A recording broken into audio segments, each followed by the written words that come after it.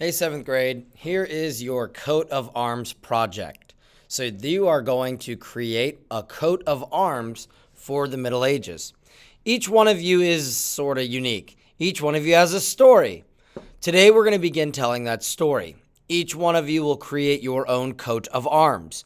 A coat of arms is a heraldic visual design that is traditionally unique to an individual or a family name. The shield below is Mr. Barry's actual real coat of arms. There, you can click on this to see the Barry family history if you really want. But I learned this about my grandparents. Not everyone has an actual coat of arms. We're making them on our own.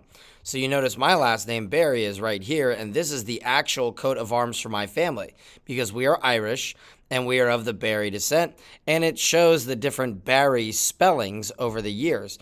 And it tells you a little bit about my family history here. I'm not related to all these people, but it shows you that the Barry family had a coat of arms, which was a symbol of our family. Now, what you're going to do is the following. You're going to choose 3 colors and explain what they symbolize to you. What do they mean to you? Why did you choose those colors?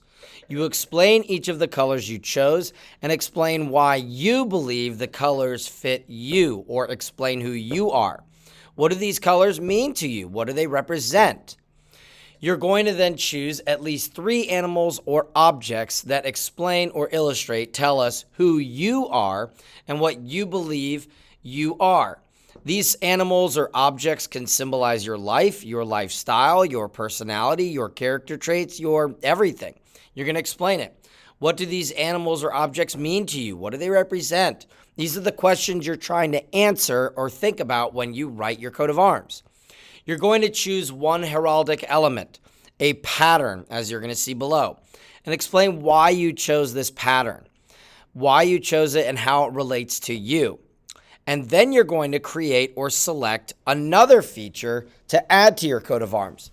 It does not have to be on the symbolism page or the heraldic element page. It could be something unique to you, something about your family or something you love or enjoy. Draw whatever you want. And then explain this feature and why you chose it in detail. What you're going to do is you're going to type it in this format. So, your name, your date, the teacher, and the subject. You'll have at the heading 3 colors. You'll insert a few sentences about the colors. Remember, explain in as much detail as possible. In this little paragraph, you're answering these questions. Why did you choose these colors? How do these colors relate to you and your personality or family? You'll provide an example of something in your life or describe something about you that makes this color relevant. You're going to do the same thing with the animals or objects. You're going to have your sentences here. You're going to have the same thing about your patterns or heraldic element. Your sentence is here. And then your additional feature. Your sentence is here. This must be double-spaced, 12 font Times New Roman, -5 points if these directions are not followed. And at the top, you will have the labels like this. 3 colors, and then you'll explain it. 3 animals, objects, then you'll explain it. Patterns, heraldic elements, and explain it. So it will look just like this with your information in these paragraph areas. This is the template you're going to use. You will each get a sheet of paper like this, to which you will then use to make your coat of arms. Then you'll have your last name down here. You might want to know what the heck the heraldic elements are. Well, these are what they are. So each of these little designs tells you the name of the element and then what it means. So clouds or air looks like this. Sea or water looks like this. Earth or land, fire. So for example, Mr. Barry loves whitewater kayaking. So I might choose the wavy heraldic element and put it somewhere in my coat of arms because I like the kayaking and I like the water. And then I would explain why I like kayaking and why I like the water. And it would have that image there. This is a test grade. Neatness is 15 points. The project should look nice. It should be easy for us as the teachers to determine what the symbols, animals, objects, etc. is. Color also must be used neatly. Your explanation is 40 points. Each paragraph is a 10-point paragraph. Paragraphs are 4 to 6 sentences. Follow grammatical rules, be detailed. So again, colors explanation, 1 paragraph. Animals or objects explanation, 1 paragraph. Pattern and element, 1 paragraph. Additional feature, 1 paragraph. Okay? Directions followed, meaning you followed our directions, that's 5 points. So here is also the patterns you might choose. So you might just have it plain like this. Maybe you develop it into quarters and you put the images in each one of these quarters. Maybe you do a chevron, which shows a house, and maybe you have your elements inside each of these little elements. You may have broken up into what's called a fess. So maybe military, maybe someone in your family served in the military, and so you want to have your military design. So then you have your chief, which shows that you are wise or you've accomplished in battle. Or maybe you think you're strong and have a lot of fortitude. Maybe you want to design it like this. So you're designing your coat of arms into one of these formats. It can be any format you choose. Can you create your own format? Go for it. These are just examples. Now here are the color explanations, generally speaking. If you use gold or yellow, which the heraldic name is or, it means you're generous. Okay, silver or white, which is called argent, it means you are peaceful, you're sincere. Red or gules, you're a warrior or a martyr, or you have military strength. So you should see what we mean by this. The colors are these symbols. Now, if you want to choose a color but give it a different symbol, that's fine. If you want to say, I chose green because I am very much in love with the earth, I'm very much a woodsy person or a green person, you could say that too. And then you've got the animals or objects.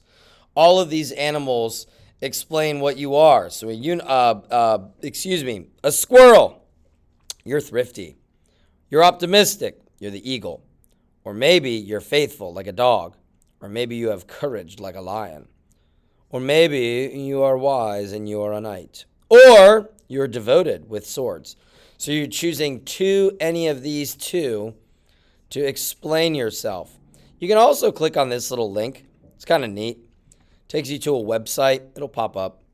Takes you to a website where it explains all the different symbolism or different symbolic elements. So you can click on that website and it'll take you there. So you'll see all of the different things, all of the different images here. And it's cut off on this video, but these are also objects that you can use. So maybe you want to use flowers because you're passionate. Maybe you want to have a bat, some sort of bat, because it shows that you are aware of the darkness or you thrive in the dark. Any of these things are fine. I mean, there's a ton of them. So you can go through and explain them however you want. Okay? Now, this is like a holy cow detailed coat of arms, but it kind of shows you what we mean. These are examples of people's coat of arms in previous years. So they've used different designs, wavy. You can see the different colors. You can see the chevron. You can see the different images. You can see the different elements used. Make it colorful. Do it exactly however you want. Choose whatever it is you want to choose for your element. You can also color outside of it. You don't have to color only inside of the actual shield. So you can color on the outside of it. You'll use colored pencils or markers or Sharpies, whatever you want to choose, but make sure it's neat. Take your time. These are examples of coat of arms from years past again. Okay? So this is the project that you're going to do. This is actually Mr. Berry's all-time favorite coat of arms. This one done by a student. Tree of life and flowers, and it's just fantastic. So this is what your coat of arms project is. Again, read through the details of what you need to do in the following. Read the details of how you're going to outline it, the paragraphs, and then you have your actual coat of arms. This video should have been a very good explanation of how to do the coat of arms project. Read through it one more time, that way you know what you're doing. Our suggestion is that you come up with the patterns, the colors, and the elements first, and then explain why, and then start the actual drawing. So there's your coat of arms project.